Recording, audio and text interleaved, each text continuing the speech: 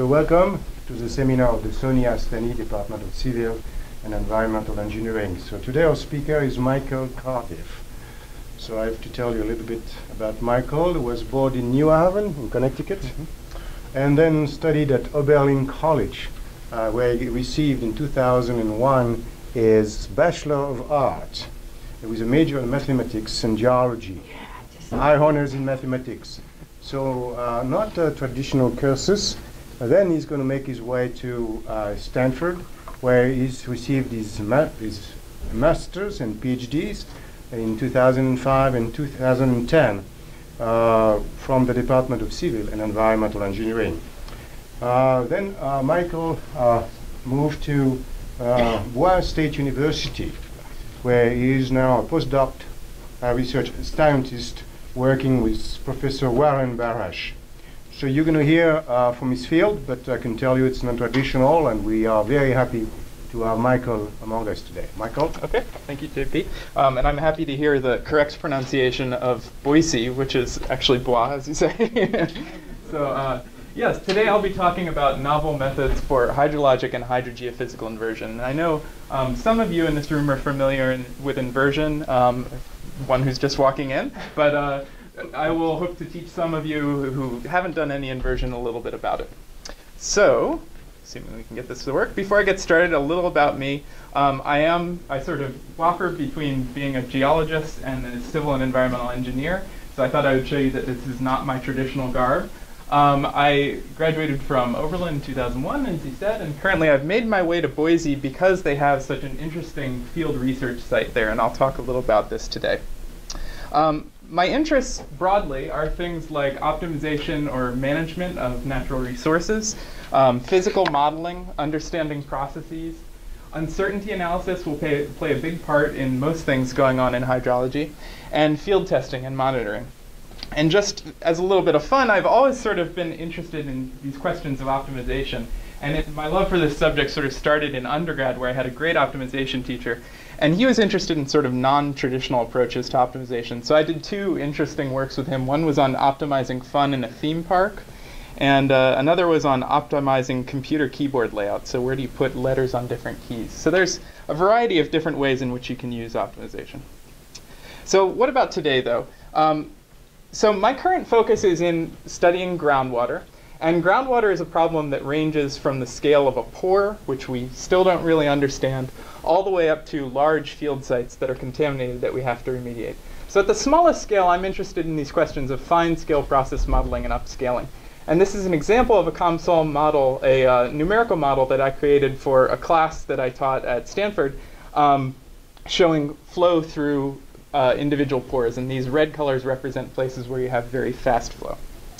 At the next scale, and this is going to be the one I'll talk about today, we have this problem that parameters in aquifers, so the key parameter being hydraulic conductivity, which controls how quickly water flows, are inherently heterogeneous and vary over a wide range of scales.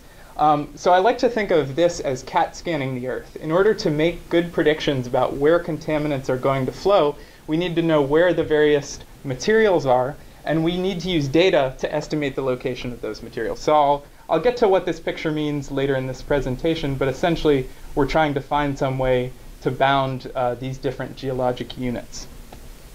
At the third scale, we know we never have enough data in hydrology, and so we're trying to make decisions under usually substantial amounts of uncertainty. So this is a figure that actually didn't make it into a publication I had, but it shows the concept of decision-making under uncertainty. So we have here some fitted parameters, and we have here some concentration curves given a set of true parameters and given some fitted parameters. And if you looked at all these curves, you'd say, well, using each of these parameter sets, this guy did a pretty good job of fitting the existing data. But if you look at where these curves go in the future, you can see that some of them strongly diverge from what would happen in reality. So we always have this uncertainty, and we have to come up with remediation strategies that are robust against this uncertainty. So that's the third big topic in hydrology.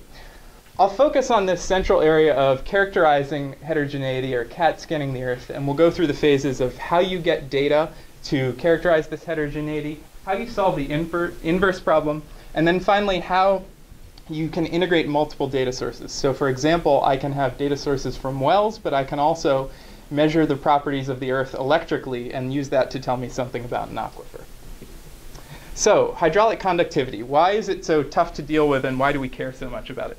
So hydraulic conductivity is the key property that controls how quickly water flows in the subsurface. And it varies from the range of granite to being 10 to the minus 12th all the way up to well-sorted gravels to being 10 to the 0th meters per second. So 12 orders of magnitude. That's roughly the same difference between the speed you walk and the speed of light. So this is really, really heterogeneous and a really variable parameter. And many environments produce heterogeneous deposits where we can have multiple different types of materials in the same area. So this is just an illustration of a cross-section near the site where I work where you can see these individual layers. This is a sand lens in between gravel. I'll highlight that just a little more. So even at the scale of, say, even at the scale of a few meters, you can have drastic heterogeneity. We care about hydraulic conductivity so much because it controls how things move in the subsurface.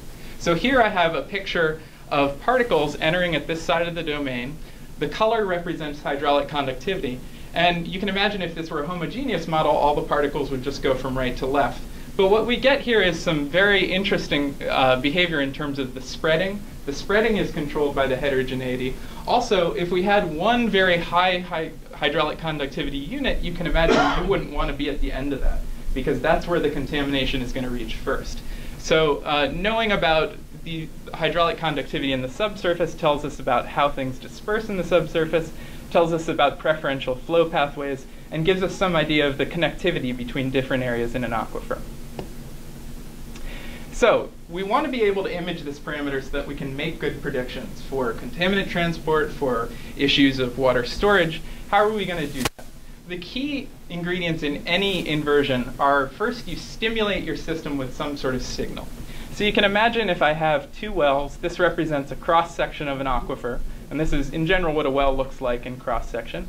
You can imagine I could pump water out of one well and inject it into another. And I would get changes in the elevation of the water within the aquifer or changes in the pressure in that aquifer. And I may have another set of wells where I can perform measurements of those pressure changes. So how do we go about then getting from this field data to a picture of heterogeneity? Well, essentially what we do is we go ahead and we create a numerical model. So this is now in map view. And these blue dots represent wells. And I apologize, you can't see that very well. But this says K1, K2, K3. So I can assign hydraulic conductivity to every, say, grid cell of my numerical model. And I can change those hydraulic conductivities to try to fit my data. So the key question in inversion is how do I do that in an efficient and effective way in order to fit my data and also have a reasonable parameter field. Excuse me, this is yes. 2D? Well, for this example, I'm showing 2D. But yeah, you can do it in 2D or 3D. And please feel free to ask questions as I go along. So how are we going to do that? These are the variables I'll use throughout this presentation. When I'm talking about parameters, I'll refer to them as this variable s. It's bold, representing the fact that it's a long vector of many, many parameters you have to estimate. You have some forward model that if you supply it parameter guesses, it gives you simulated observations. And ideally, you want those to match with what you saw in the field. And then you may have some other terms associated with what you think is reasonable for a parameter field. So for today's outline, I'll talk about first some 2D field imaging I originally did at the Boise site. This was during my PhD. Then I'll move on to some current 3D results of imaging. And finally, I'll talk about this issue of joint inversion. So here's a picture of the Boise Hydrogeophysical, the location of the Boise Hydrogeophysical Research Site. So this is downtown Boise here. And if you go about 15 miles upriver, you get to the BHRS, which is right there. And we'll zoom in on that area. The BHRS is this gravel bar on the side of a river. So for hydrologists out there, we have a very nice boundary condition. And it has 18 wells cored through this aquifer. And this is really a world-class research study site. We have people visiting from all over the world to test out novel geophysical methods and also hydrologic methods for characterizing this aquifer. So again, I participated in some field tests where what we were doing is this concept I showed in the first slide of dipole hydraulic tomography. So we're extracting water out of one well, injecting it in another. This is very nice compared to what most people do in aquifer characterization, where they just pump out of one well because you have no net gain or loss of water. You attain steady state more quickly. There are a lot of advantages to that. Now, the question comes about how are we going to analyze this data once we have it? And the tool I tend to use is what's known as a geostatistical method. Now, why would we want to use statistical methods for these types of problems? Well, generally, we have very few measurements. I should update this to say, tens to hundreds, maybe thousands of measurements.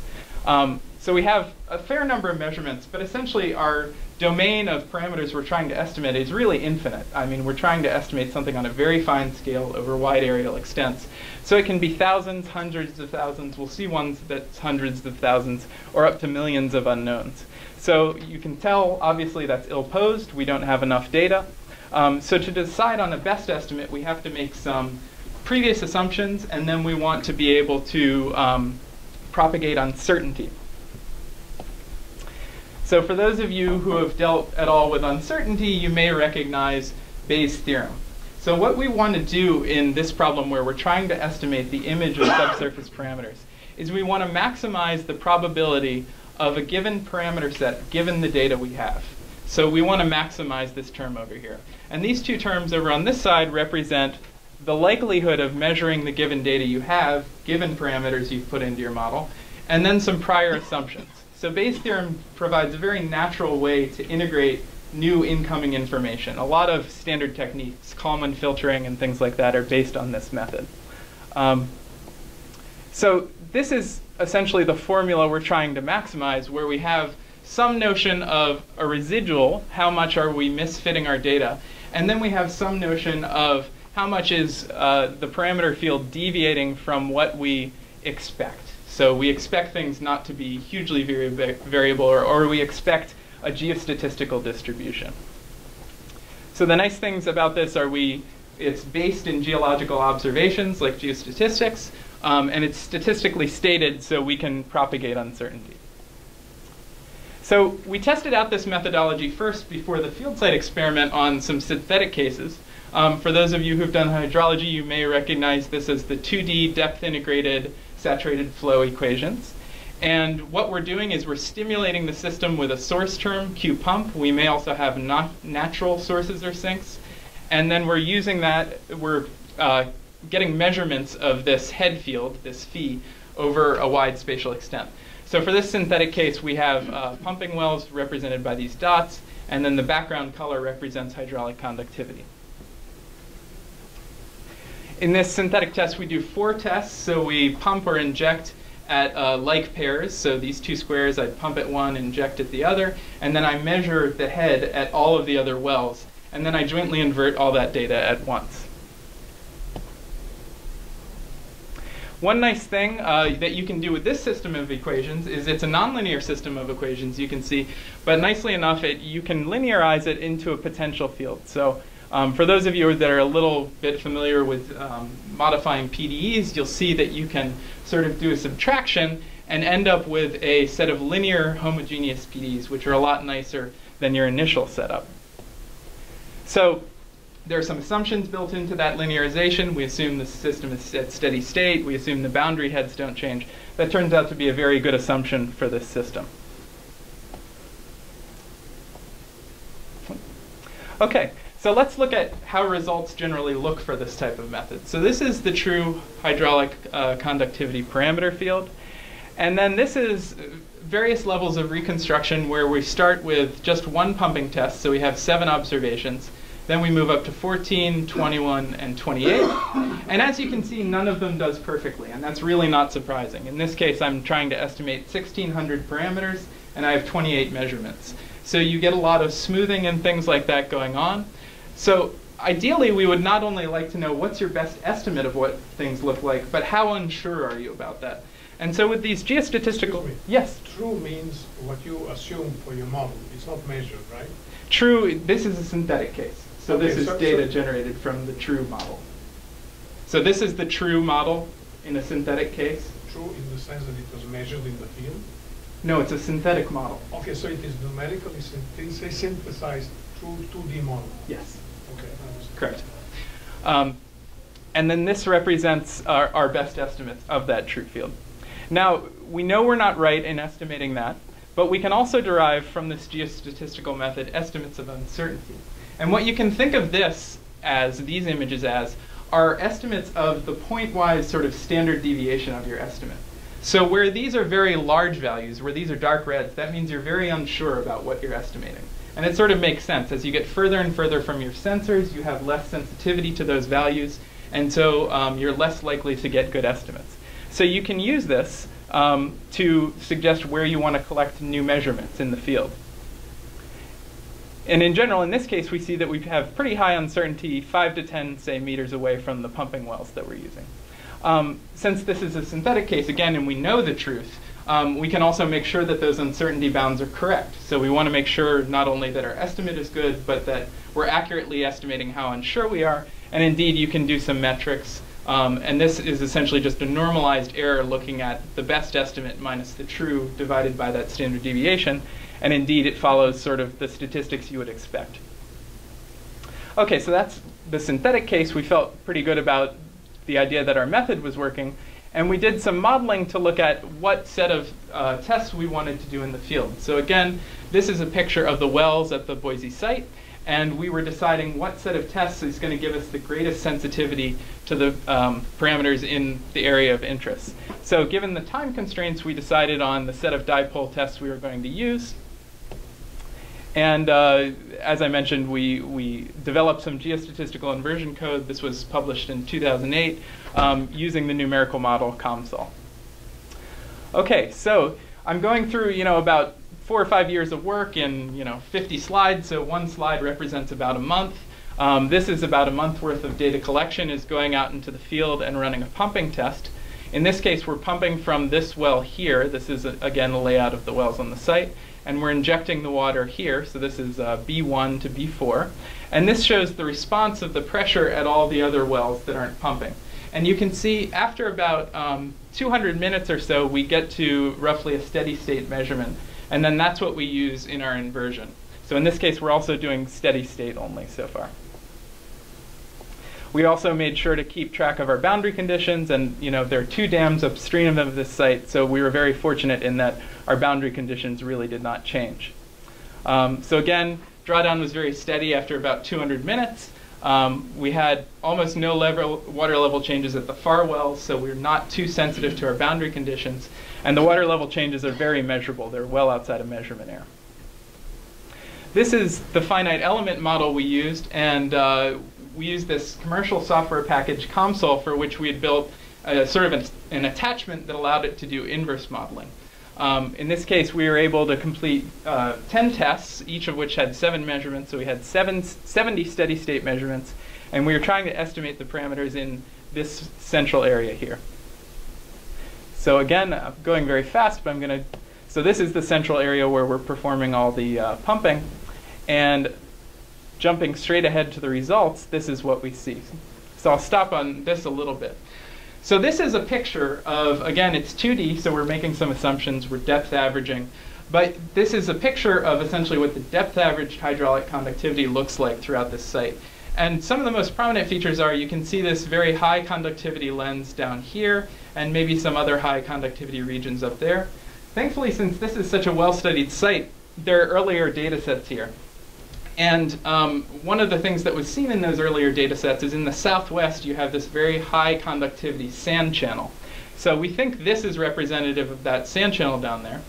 And also in some other tests, they found higher hydraulic conductivities when analyzed using sort of approximate homogeneous methods at these wells C2 and C3, which are right there. So again, we seem to be representing that level of heterogeneity. And we can also look, of course, at the uncertainty metrics. And we see that we're probably doing quite a good job of imaging the heterogeneity in this area, maybe less so out beyond, say, this X well here. So this gives us a guideline for how we're going to collect future data. So that's obviously the 2D case, as you pointed out. And what I've been working on during my work as a postdoc is working on getting this up to 3D. So this is really sort of at the cutting edge. There aren't there's maybe one person trying to do 3D hydraulic tomography in the field, and they've done it in one fractured rock aquifer system. So what do we need to do to get 3D? Yes? Quick question. Regarding, you said you compare to synthetic model, right? Mm-hmm. So in reality, you don't know what the truth is. So how would you say which areas you have maximum uncertainty so that you can design your wells to capture the true behavior of the soil? So you can calculate in advance your sensitivity or your expected sensitivity of a measurement to parameters in its neighborhood. And so if you know you have an area where you're not sensitive at all to those parameters, then essentially what that means is you have very high uncertainty in those parameters. Because if none of your measurements care what the value is over here, you're not going to know the value over here. So that's the flavor or the essence of how this geostatistical methods works. In reality, of course, as we all know, estimating parameters is always hard, and it's always a question of what the truth is. But good question. So how do we collect this three-dimensional information? Well, one way we do that is through three-dimensional pumping. So we have wells on this site, but we want to create a system that's very flexible so that we can do this at multiple sites, so that we can do it without having permanent equipment in the ground. So this is a system where we put a set of inflatable packers down a well. This represents a packer down here, and this represents a packer up here. This is a cross-section through the aquifer, and this would be the water table. And what we do is we inflate those packers, and then we're able to extract water, say, just from this interval. So now we have a 3D pressure stimulation in our aquifer. It's not affecting the whole aquifer. Similarly, we can do 3D observations. So we have these long strings of packers and ports, and this keeps going down 7 times, where we can measure pressure changes at various depths within the aquifer. So again, now we have 3D information from that 3D stimulation. And to give you an example of that data from the field, this is from an actual pump test we performed in the field, where we were pumping at this depth, so near the base of the aquifer, and we were measuring pressure changes at 7 different intervals in a well that was about 7 meters away. And as you can see, oh, the colors are really bad right now, but color-coded, you get much more drawdown near the pumping interval, and you get less higher up, which you would expect if this stimulation was truly being measured in 3D. So we think we're capturing that 3D information. So now we get to the question of 3D problems. We always suffer from this issue of the curse of dimensionality. So say I have 14 different pumping tests I've run with 4 observation wells. This is the number we're using for this early test. 7 observation zones per well, and say we take 1,000 temporal data points. That very quickly gets you up to the range of around 400,000 observations. Now let's talk about how many parameters do I need to characterize. So I have a 20-meter thick aquifer, roughly, that I'm dealing with. We can model, say, 60 by 60 meters of aerial extent, gets us to about the range that these tests are affected by. Since we're doing now transient data, we have to estimate 3 different parameters for aquifers: hydraulic conductivity, and then these parameters which are associated with essentially storage coefficients. And let's say we did that at a meter discretization, which is actually not that small. We might want to go smaller than that. Already we're in the range of 200,000 plus parameters. So you can easily get up to 1 million parameters for a simple system quite quickly. So how do we do with that? Well, in general, these inverse problems, they scale badly. The bad news is they scale with the number of parameters you have and the number of observations you have. So you have to find a lot of numerical tricks or ways to get around either the large number of observations or the large number of parameters. And I won't go into detail on all of these, but these are just a list of some of the ones I've used, and you may recognize some of them from some of your classes. Fast Fourier transforms are probably one of the best inventions of the past 40 years in terms of making things numerically fast. You can use some of the advantages from those techniques in this method. You can calculate sensitivities of observations to parameters much more quickly using what's known as adjoint state approaches. And you can also use a variety of techniques to limit the effect of a large number of observations. Often when you have a large number of observations, there really isn't that much information in them. They may be very highly correlated, so you can use that to your advantage. Again, switching back and forth between a numerical example, this is a pretty large-scale numerical example that we've been running. And you might just want to stare over at this monitor because the color over here is so poor. But essentially, we've got an aquifer where we've got spatially distributed hydraulic conductivity. It doesn't, interesting, okay. Lasers and LCD TVs, who knew? So we have a large-scale model where at the central well, A1, we're performing pumping. And then at the surrounding wells, B1, B2, B3, B4, we're performing measurements at several intervals. It's a pretty large-scale model. It's roughly 2 million grid cells, and it takes 5 minutes per model run. And the question is, given the drawdown curves from this data, can we then estimate the heterogeneity in the aquifer?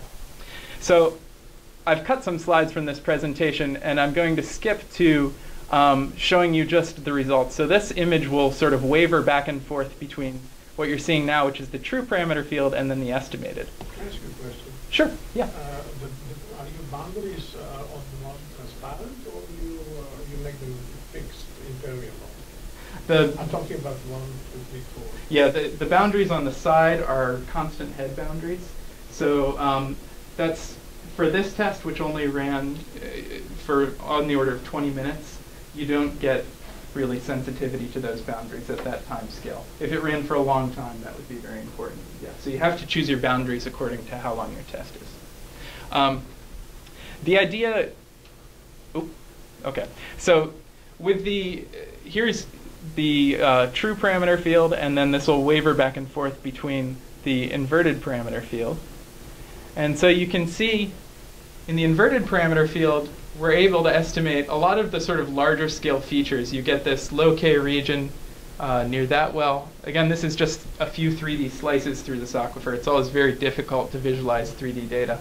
And we get this high K region out here, but you have a lot of smoothing associated with the fact that you have, in this case, we're using about 50 or so measurements to estimate on the order of 100,000 parameters. So the next question you might be asking yourself is, I lost all this fine-scale detail, but that fine-scale detail is going to affect how, for instance, contaminant transport works. So what we want to be able to do is we want to be able to re-inject that detail or create realizations that are consistent with my data, but at the same time have these properties of roughness that are important for simulating transport. And this is an example of one conditional realization I'll show. So again, it'll just flip back and forth between the true and a realization. And is it doing now? There we go. So you can see on this monitor, it's going to a realization now, which has different locations of heterogeneity, but a lot of the large-scale features are similar with the true model.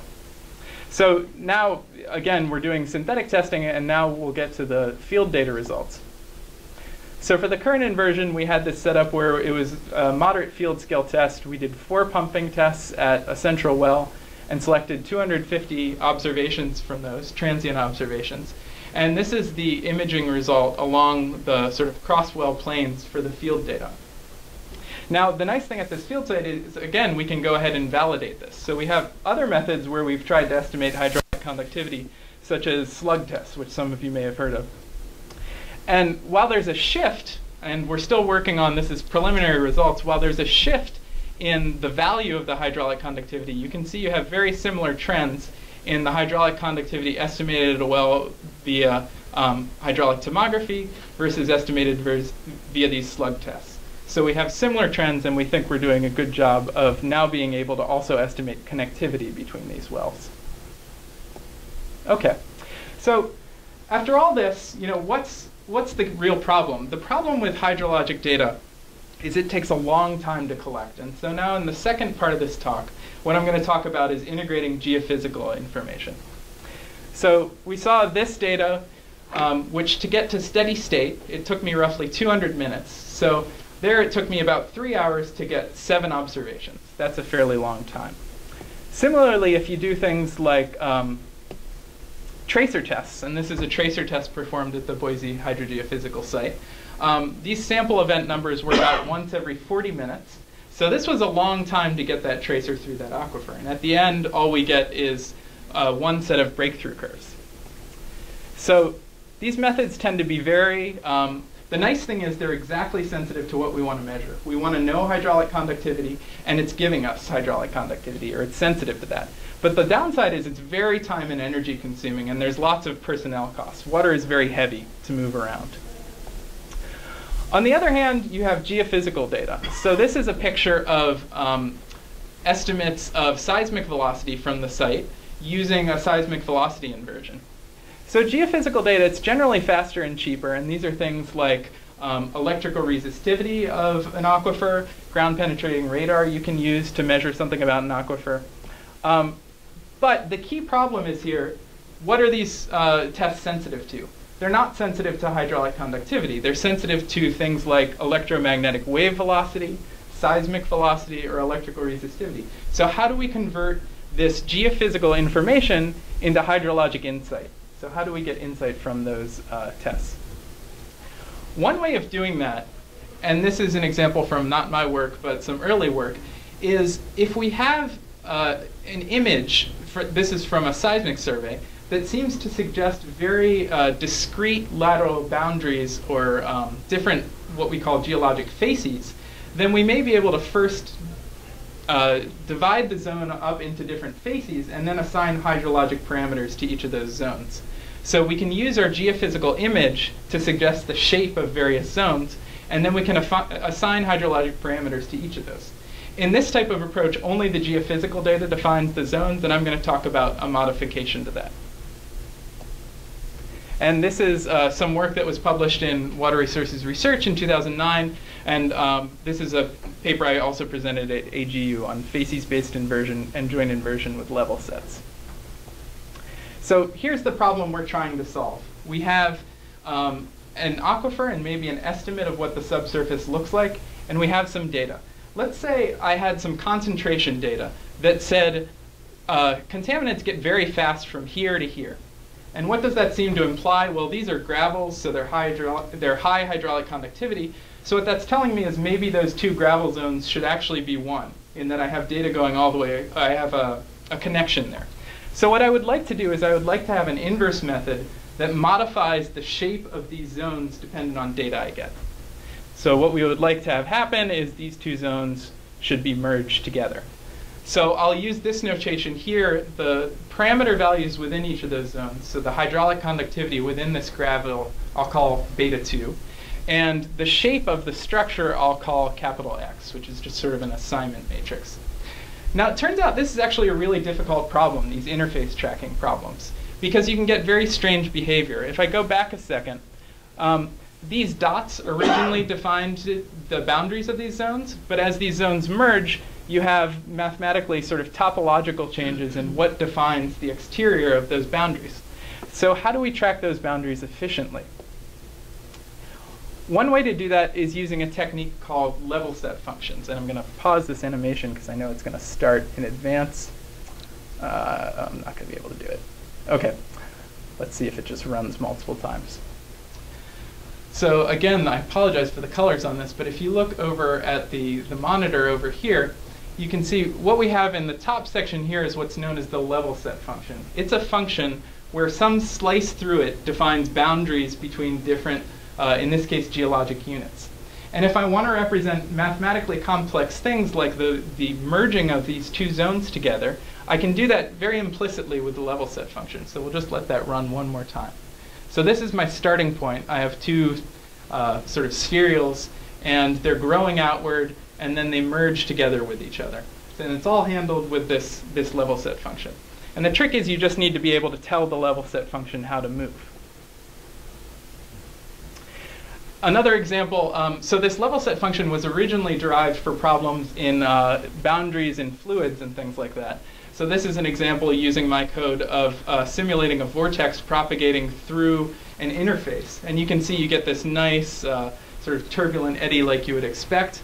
And it's handled just by changing the shape of this function. So you can represent very complex boundary distortions using this function. Again, just another example in 3D.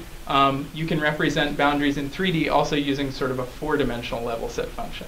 And if you don't want to look at the formulas over here, here's just a pretty picture to stare at. So in early work where they were talking about using these methods for boundary propagation, what they said is, well, we have this nice method for representing how boundaries move. Let's use the physics to move the boundary. So if I have an interface between two fluids, I use the physics to determine how that boundary is going to move. The idea here is we have data, and we have some sort of forward model or simulation, and we want to allow that data to control how the boundaries move. So let's say I saw that if I moved my boundaries in these two directions, I got a decrease in the fit to my data. So I got worse fit against my data. And if I moved the boundary outward in these directions, maybe I get a better fit to my data. What's that telling me in general? Well, it's saying that this piece of my aquifer should be moving in that direction. So essentially, I should be moving this gravel upwards and to the right in order to fit my data better. So that's the central idea. We sort of linearize around this idea of boundary sensitivity and propagate the boundary movements. And again, we place it in sort of a Bayesian context so we can incorporate prior information about what are the parameter values within zones. So for instance, if we know something is going to be a gravel at a certain interval or a sand, we can apply that information. Or if we know that structures should have a certain shape, we can apply that information as well.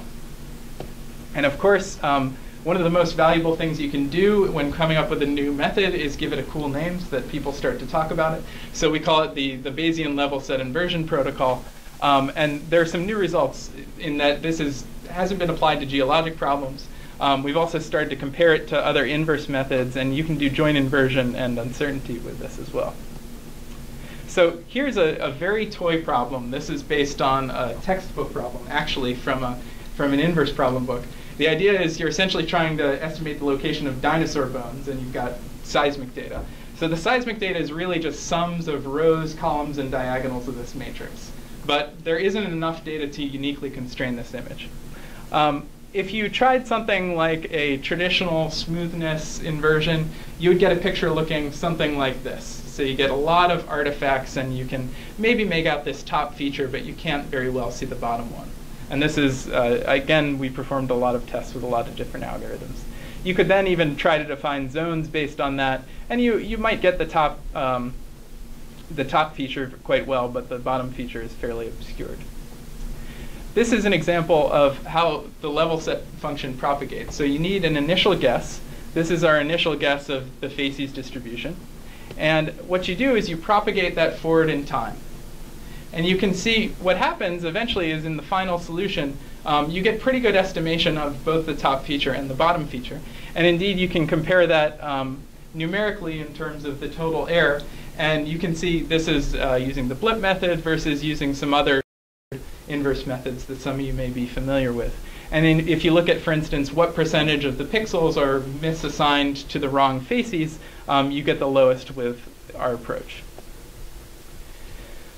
So what we want to be able to do lastly is use this to integrate multiple sources of data. So I may have clays which have one very, yeah, do you have a question yet? Yeah, I'm just wondering about the method used for separate the interfaces. Uh-huh. I remember reading about the level set, but I saw another method which was easier, at least for my case, which was VOF technique. Volume of fluid? Or yeah. Yeah. So that looked to me much easier mathematically and easier to implement in the computer code. Okay. I'm just wondering if you look at the efficiency of that method as opposed to level. I haven't looked at the volume of fluid method, no. I haven't, yeah.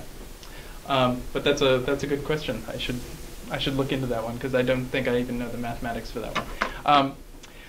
But essentially, so we want to jointly invert multiple data sets. So what we're going to allow to happen is multiple data sets are going to propagate our boundaries now.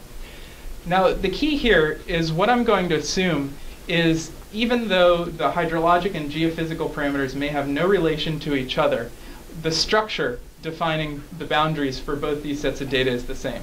So I'm not assuming that porosity and hydraulic conductivity or seismic velocity and hydraulic conductivity are related. I'm just assuming that where there's a jump in one, there could be a jump in the other. And that's where this objective function comes from. So to test that out, this is another synthetic case, or another synthetic study, where what we have is these circles represent locations where we can essentially do pumping on this synthetic study. And these X's represent places where we do a seismic or something like that, a seismic measurement. So we can have a pulse or a shock wave that we send out, and then we measure the travel time to one of these other sensors. So this is similar to sort of a borehole to borehole and borehole to surface seismic survey. Now, let's look at sort of the sensitivity of this parameter field, which consists of sand, gravels, and silts, to various methods. So this is what seismic rays would see when they're passing through this image. They'd see a very high contrast in this upper feature, so you can see it's red versus blue up here. So this is a very high contrast. It turns out you also have a lot of seismic rays passing through this feature. So seismic data is very sensitive to what's going on down up there. On the other hand, the hydrologic data is less sensitive to this contrast and more sensitive to this contrast with the clays. So what we would like to be able to do is combine sort of the benefits of both data sets in order to image this subsurface deposit. So here is how the inverse method works on this joint inversion problem. This is the initial guess we supplied, and I will say with these methods, as with all nonlinear methods, they are dependent on your initial guess. So if you had some good initial information, that would be a good starting point for this method, but it can converge even from a relatively poor one. If we just invert the hydrologic data, what we see is we get very good imaging of this bottom feature down here. And the top one, we don't really get that sense of disconnectivity, and we don't get that it's multiple features. So we see the lack of sensitivity in our inversion results. If you do just the seismic data, what you see is you get very good imaging. You can't even barely see it on this one, but on this monitor, you see you get very good imaging of the top feature, but poorer imaging of the bottom. And now in the last slide, I want to emphasize I'm not just taking the best part of the first slide and the best part of the second and gluing them together. I'm actually jointly inverting the data all at once. When I allow both sets of data, both the hydrologic and seismic, to push my boundaries at the same time, I get this image, which again, it takes advantage of both sets of data's sensitivities. We may also ask ourselves again, we should always ask ourselves, how certain are we about these boundaries? And you can calculate sort of approximate metrics of how certain you are. So in this image, what it represents is if we have a darker color, that means I'm pretty sure about that boundary. If we have a lighter color, it means I'm less sure. So this is the results when using only seismic data. And then when you're jointly inverting, you can see that bottom feature gets a lot darker, representing the idea that you have more sensitivity and thus you're more sure about your answer at that point in time. So as always, I'll try to get to real data at the end. This is courtesy of a colleague of mine, Xiaoyi Liu and Walter Illman, who's now at Waterloo, where they've done a variety of sand tank experiments on these hydraulic tomography methods. And what we have is different sands of different diameters with different hydraulic conductivity. These blue ports represent where the pumping is taking place, and then there's a variety of different measurement ports where we're measuring the pressure disturbance in this system. And we want to get a picture of what the hydraulic conductivity looks like. And this is sort of a nice animation. So here's the initial guess using this split protocol again. And I'll show that converging over time. Xiaoyu always told me that midway through it looks kind of like an evil crab. I don't know. But when you get to the end, what you can see is you get good imaging near the borehole right here. And you, as with any inverse problem, you don't get perfect imaging everywhere, and you get some poorer imaging out here. You don't really capture that sense of disconnectivity of those features. Now, I wanted to check, is this just a problem with my algorithm, or is this a problem with the fact that the data doesn't have enough information to get out there? And so you can actually invert this with other methods, such as sort of the geostatistical methods I showed earlier. And again, you see that you can image these central features quite well, but no method is really going to get you the perfect picture of those exterior features. So it's really sensitivity of the data is not high enough to those features. All right, hopefully I've finished just about on time. So in my concluding on my current work, I think this issue of characterization is a really fundamental and important problem for making predictions in the natural sciences. And it doesn't just apply to aquifers. But for all these problems, we're going to need large data sets, and we're going to have multiple data types, and we need to be able to think about strategies for inverting them together. There's exciting possibilities in this area because this is something that's only recently, I'd say, become computationally feasible. Large-scale computing algorithms, models of how geologic deposits look so that we can use as prior information, and then clever data collection strategies, coming up with strategies that give us the most information about what we want to know. But finally, I'd like to take us a little beyond that and sort of where does this go in the end? Well, in the end, I mean, this is sort of the essence, I think, of environmental engineering. We have data. We use that to figure out something about the characteristics of a system we're studying, which is usually complex because we're in the natural world. And then we use that to make some decisions. And we continually hope to refine our estimates of data and use that to collect new information about system characteristics. And this leads into the question of how we create sustainable water supplies. And so I've spent all of today talking about really just this one link. How do we get from data to characteristics? But really, it's part of an entire process. And so while I didn't have time to talk about any of my work in using system characterization, I'm very interested in this whole cycle. How do we get to water and energy balances? How do we know how much water and energy we have? Finding out how much water we have can actually be a very difficult problem. And then how do we come up with water resources systems that are sustainable against the things we don't know? So we know that we always have data uncertainty, and we always know that we're poorly characterizing a system. How do we use that to come up with a strategy that's hopefully fairly robust against those? And a lot of the tools you'd need to solve problems like that, or a lot of the tools I would need, I guess, to solve problems like that, some of them I have, and I've a lot of work in physical modeling and optimization and uncertainty analysis. A lot of the tools are exactly the same, applied in a different way. But I think there are also some very interesting opportunities in the area of including people in the area of sociology and psychology, public policy and regional planning, to really come up with strategies that not only are scientifically robust, but that will actually be accepted by the community. So with that, I would just like to thank all of you for listening to me talk. A special thanks to JP for having me here, and the search committee, and of course to the various funding agencies I've had. So thank you for your time. As you can see, I failed to mention, but Michael got a lot of awards in the past, including the NSF Graduate Research Fellowship. So that's something I wanted to mention.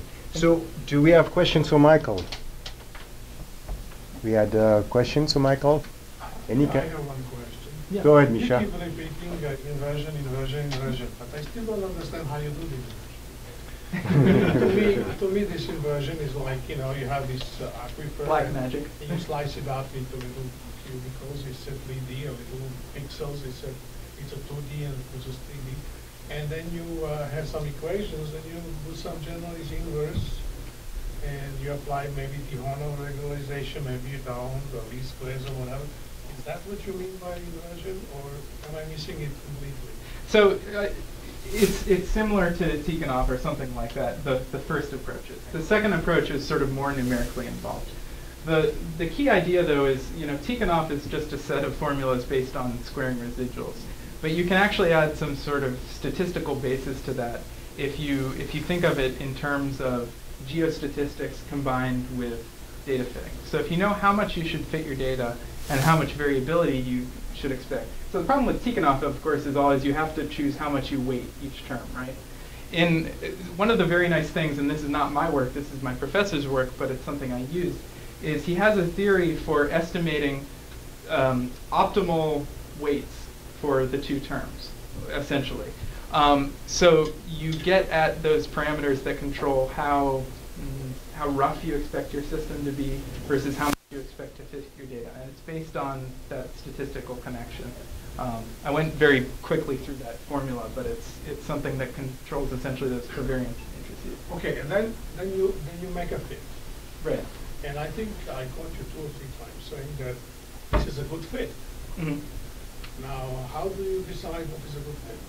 Well, I would say, I mean, there is a real data, or there is a model, mm-hmm. and there is a fit. So how do we choose to accept it as a good fit? Right. So I mean, this is always the trap in the inversion industry. Is we always say there's a good fit when you can take the sum of square errors and it's fairly so low. It's a Fisher square test, chi-square test, or Yeah, you Is can it do something like that. Smirnov, or what is it that you, in the end, do? Well, it's so. Let me finish my previous statement, Okay. though, which is that I don't think that's the right metric for how good our fit is. I think in the end, the metric is you have some independent tests that you run. So you have, say, a pump test that you didn't invert, and then you run that in the real aquifer, and you run that in your model. And if you get the same result within some tolerance, then you've got good predictive validity. And so I think that's probably the most powerful test for how good you're doing in inversion. But that will be geometrically dependent. Geometrically dependent? Yes, I mean, if you have an observational space, if you do it here, it might work very well. If you do outside your array, it will be... Right. And so that's why I talk so much about propagation of uncertainty. So if you propagate from your data to your uncertainty in your parameter field. So I had those images showing you're very sure in some areas or you're very unsure in other areas. What you can then do is you can then run a forward model on that essentially uncertainty field, and you get how uncertain your future observations are. So you can use that to predict how uncertain you will be about future observations, if that makes sense. Open. Okay. Yeah, I apologize for having to be very approximate in a lot of it, but there's a lot of material. Another question, Michael. Yeah. I like what you call the multi-physics inversion, where you actually using two different methods, wave propagations and conductivity, hydraulic conductivity. So you are mixing two different physics. Right. So have you looked into other types of physics, such as thermal imaging and things which can help you to gradually add data More to your data set, which would help you to converge faster toward a more certain solution? Right. One thing we're thinking of proposing at the research site is actually using, as you say, injection of essentially a thermal tracer. Yeah. So the nice thing with subsurface deposits is, while they're very heterogeneous in terms of hydraulic conductivity, the thermal properties of most deposits are almost exactly the same. So it's a very informative set of measurements. The problem is you have to have a test that's short enough that everything doesn't just diffuse by the time you're taking a measurement at another well. So we are looking into that right now, and it's something that people have suggested. Unfortunately, I don't know of any geophysical methods that can measure temperature changes easily. Ideally, there would be some way to, also use like seismic or GPR to measure thermal properties. I think that's why people have veered towards using things like salt, where you actually change the electrical properties of an aquifer. That's good. So some traces. Yeah. Mm-hmm. And have you looked into the remediations? Now adding to your problems, possibly bioremediations, looking at removal of contaminants and trying to understand the efficiency of all these bioremediations or remediation, chemical remediation. Yeah. Have you applied that to? I haven't applied inverse methods to that specific problem, but conceptually it's very similar in the sense that you may have a spatial distribution of bacteria or a certain type of food for the bacteria. So conceptually, once you understand inversion, you can apply it to a variety of different problems. I think that's a new frontier, and I think for a lot of these bacteria mechanisms, we don't even really understand how well they work in the lab, and it's very difficult to get to the field scale. But that's a good challenge for the future. Yeah. That's true. Any more questions from Michael? Yes. How about optimizing like where you pump and where you measure, where you put your test wells? Right. You thought about that? It was something, again, I went through it very briefly, but in planning for the first set of field experiments, the 2D ones, we looked at sort of where you expect to get the most sensitivity of your measurements to your parameters. And of course, then you need some sort of metric about like how important is it to know hydraulic conductivity right here versus out there. But if you have some sort of importance function, then you can in principle do that. Yeah. Any more questions, Michael? Yes, last question. Hi, Michael. I Yeah. like the presentation very much. Oh, thank you. Yeah, my question is, I think you didn't consider the natural sensors as one of the random parameters that may affect your model. Is that right? In the first model you're talking about, No, or the in, second model, the 2D. oh, the 2D one. If the natural sink source is variable in time, yes, that's one of the assumptions you have to make, is that it's constant with time. For this aquifer, during the times we were running the test, that's actually a pretty good assumption, because if you look at like the evapotranspiration signals, you get sort of a linear decrease just due to evapotranspiration, which would imply you have sort of a constant sink during that time. So you have to check that, but yes, it's an assumption in order to apply that linear equation. Yeah, I think a more general question would be, you not only consider the uncertainty caused by the unknown the geological parameters, but also you have other sources of uncertainty, like the source specified within the measurement, because the measurement may not be that accurate. Right. So we do. Thinking about how accurate the measurement is actually sort of the key of how you choose to weight your data versus your prior information. So we do look at uncertainty in the measurements and noise in the measurements. But yes, there are, that's sort of one level on top of this. You can even look at, say, your uncertainty and how good your model is at representing the physical world.